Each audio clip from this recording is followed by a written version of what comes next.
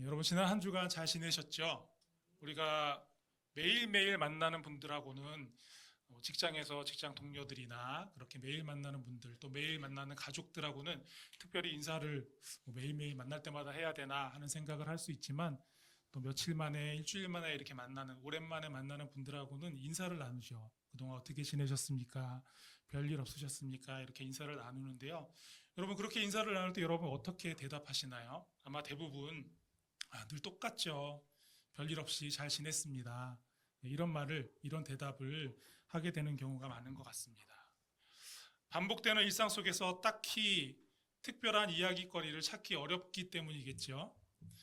그래서일까요? 우리는 우리 손 안에 항상 들려있는 스마트폰을 통해서 끊임없이 새로운 자극을 찾는 것 같습니다. 짧은 영상과 자극적인 글들로 도파민을 채우면서 하루의 일상의 무료함을 달래보려고 하는 때가 많은 것 같습니다. 하지만 지난주 저는 매일 반복되는 일상을 보내면서 한번 이런 생각을 해봤습니다. 비록 겉으로 보기엔 평범한 하루처럼 같은 매일매일 똑같은 하루처럼 보일지라도 우리가 매일 마주하는 그 말씀이 하나님께서 우리에게 주시는 말씀이 우리 영혼에 역동적인 떨림을 줄 수 있다면 얼마나 좋을까. 그저 말씀이 문자로만 나에게 다가오는 것이 아니라 말씀이 선포되는 그 생생한 현장 속으로 우리가 들어가서 새로운 은혜를 경험하는 그런 삶을 매일 살 수 있다면 얼마나 좋을까 하는 그런 생각을 해보았습니다. 특별히 우리가 사순절 기간을 보내고 있는데요. 여러분의 매일의 날들이 그런 날들이 되시기를 기대합니다. 또한 오늘 이 시간에 우리의 일상을 깨우는 그 생생한 말씀의 능력을 이 예배의 자리에서 말씀이 선포되는 자리에서 경험할 수 있게 되시기를 간절히 소망합니다. 여러분 우리가 계속 살펴보고 있는 말씀을 보면 예수님께서 인류 구원의 사역을 위해서 이 땅에 오셔서 여러 가지 사역을 이어나가실 때마다 예수님이 가시는 곳마다 치유와 회복의 역사가 일어나는 것을 우리가 보게 됩니다. 이토록 놀라운 말씀과 기적으로 만나는 모든 사람들을 다시 회복시키고 살리는 생명의 역사가 가능했던 이유가 여러분은 무엇이라고 생각하시나요? 어쩌면 우리는 이렇게 생각할 수 있어요.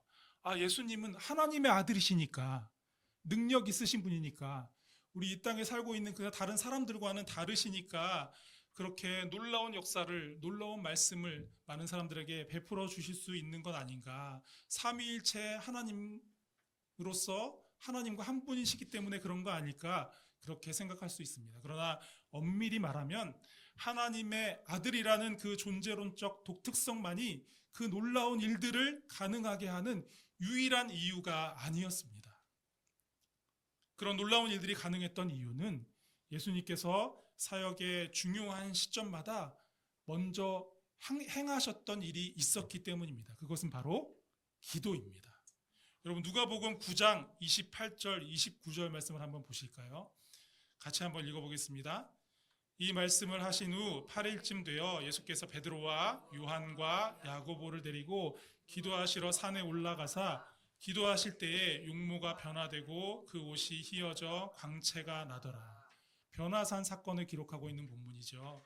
예수님께서 높은 산에 올라가서 신비롭게 빛나는 모습으로 변하셔서 모세와 엘리야와 더불어 나누신 이야기의 내용, 무슨 이야기 나눴는지 우리가 궁금하지만 사실 알 수는 없습니다.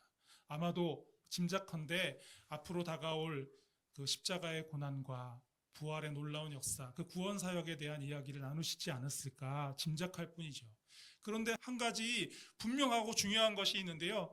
이 놀라운 신비로운 사건이 일어날 때에 예수님께서 산에 올라 기도하시던 중이었다라는 사실입니다.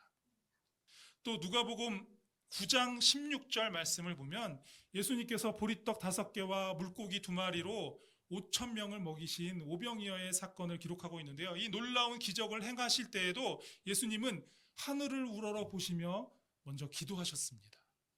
기도 후에 기적이 일어났죠.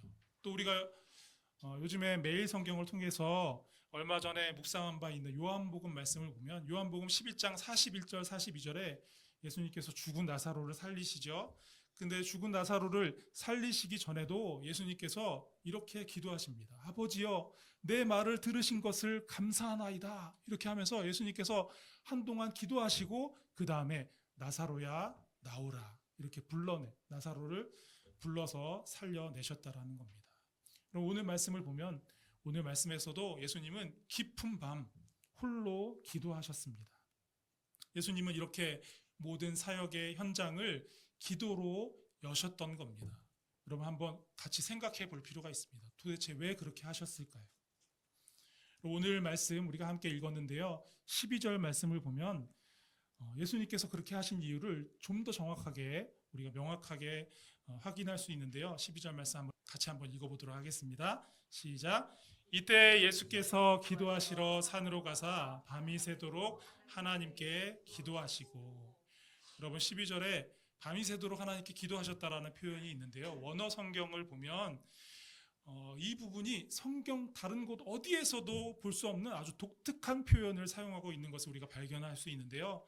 밤이 새도록 하나님께 기도하셨다라는 표현은 다시 말하면 예수님께서 밤을 지새우며 하나님의 기도 안에 계셨다라고 표현하고 있다라는 겁니다. 원어를 그대로 옮기면 그렇게 표현하고 있다라는 거예요.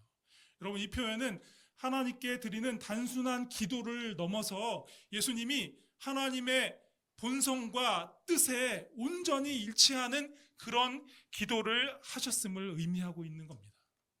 예수님은 하나님과 끊임없이 소통하면서 밤을 지새울 정도로 깊은 영적인 교제를 나누셨던 거예요. 세상을 향한 하나님의 뜻과 계획을 예수님이 모르시겠습니까? 하나님의 아들로 이 땅에 오신 예수님께서 이미 하나님의 뜻을 잘 알고 계실 것이 분명합니다. 그럼에도 깊은 밤이 되도록 잠을 이루지 못하고 기도하신 이유가 무엇일까요? 주님은 공생의 사역의 모든 발걸음을 그리고 자신의 삶을 하나님의 뜻에 온전히 맞추기 위해서 더 하나님과 깊은 교제로 들어가는 그런 기도를 그 밤에 하셨던 겁니다. 그 일을 생각하면 앞으로 감당해야 할 사역, 하나님의 뜻대로 해야 되겠다라는 생각을 하기만 하면 잠을 이룰 수 없었던 거죠. 그래서 밤새 기도하셨던 겁니다. 여러분 우리의 기도 생활을 돌아보면 솔직히 우리는 어떻습니까? 우리는 종종 기도를 내 계획을 하나님께 설명하고 하나님께 승인받는 과정으로 만들려고 할 때가 적지 않습니다. 결정을 내려놓고 여러분 답정너라는 말이 있잖아요. 그렇죠?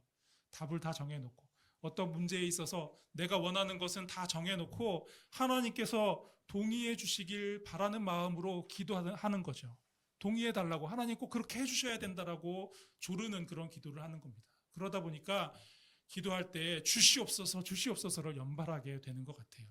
그러나 예수님은 결정을 하시기 전에 먼저 하나님의 뜻을 구하십니다. 언제 한 번만 그렇게 하신 것이 아니라 모든 사역의 현장에서 결정하시기 전에 일을 행하시기 전에 기도하셨던 겁니다.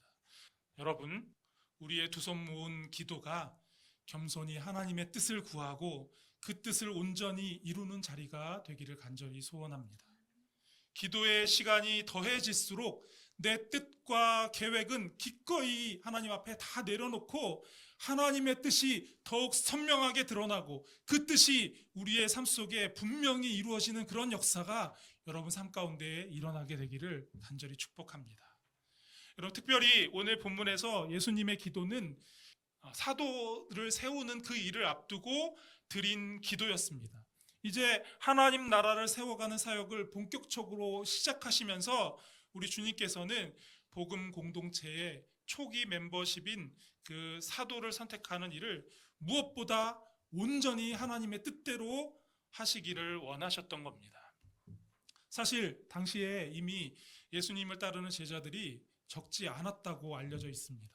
하나님 나라 말씀을 가르치시고 수많은 귀신 들린 사람들과 병든 사람들을 고치시고 또 기적을 베푸시는 주님의 능력을 보고 경험한 수많은 사람들이 예수님이 가는 곳마다 놓치지 않고 예수님을 따라다니고 있었습니다.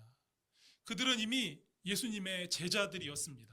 학자들의 연구에 의하면 이미 그때의 상시로 예수님을 따르던 제자들이 최소 수십 명에서 수백 명까지 이르렀을 것이다. 그렇게 짐작하고 있거든요.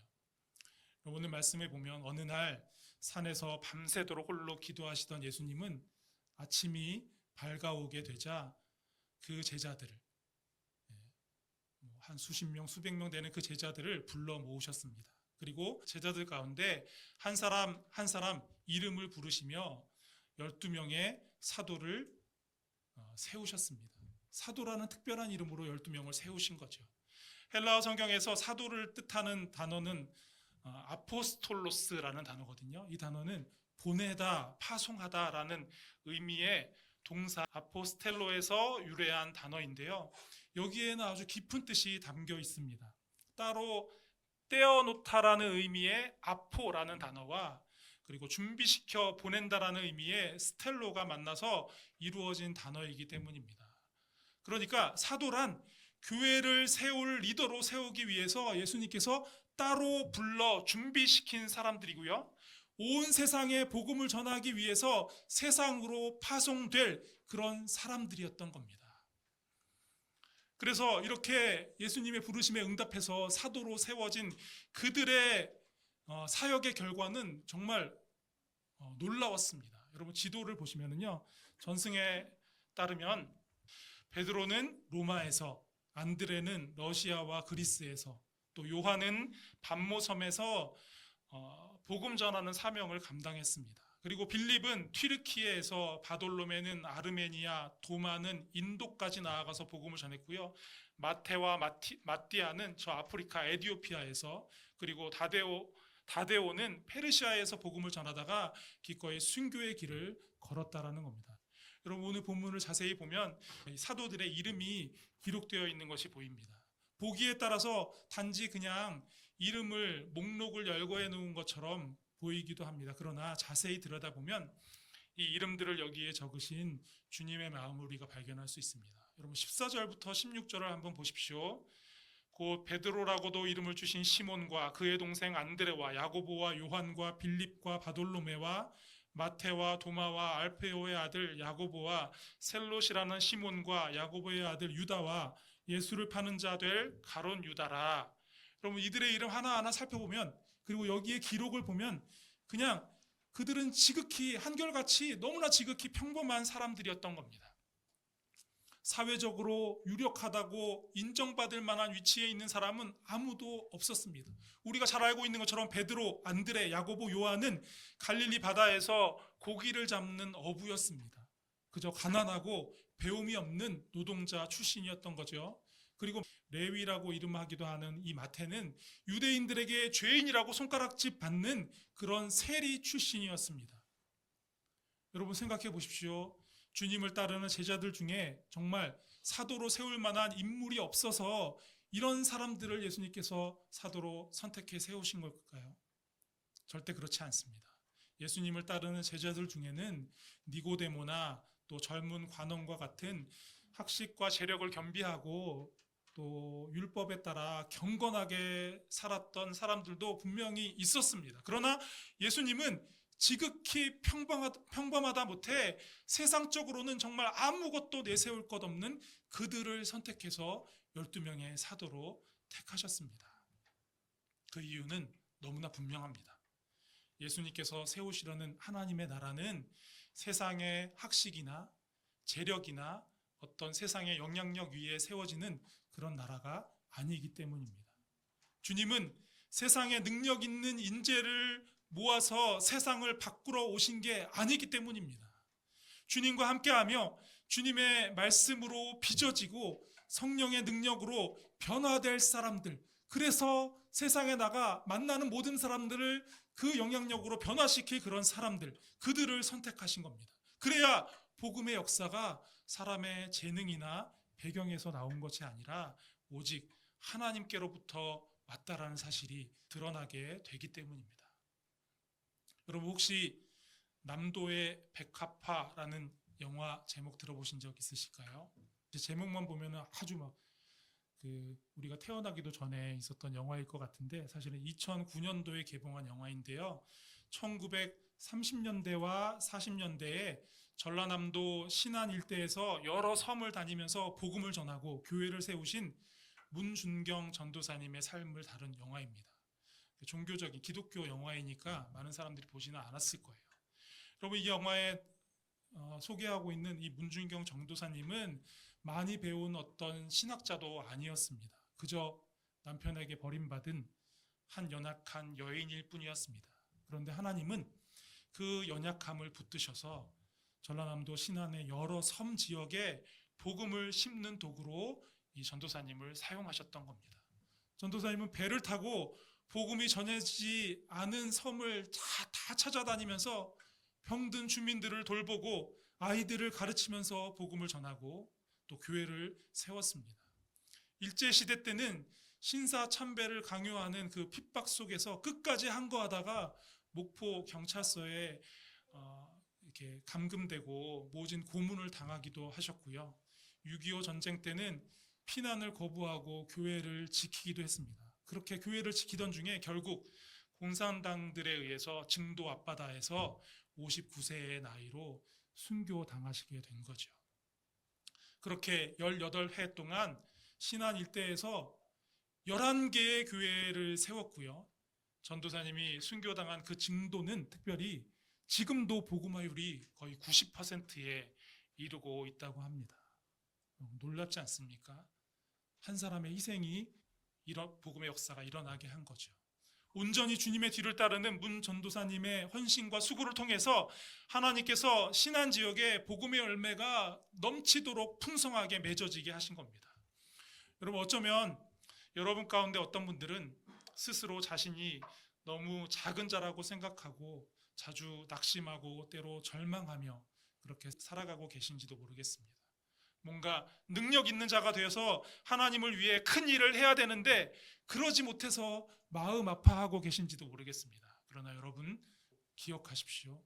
하나님은 우리의 강함을 통해서만 일하시는 분이 절대로 아닙니다. 오히려 우리의 연약함을 붙드셔서 하나님의 크심을 드러나게 하시는 분이 우리 하나님이십니다.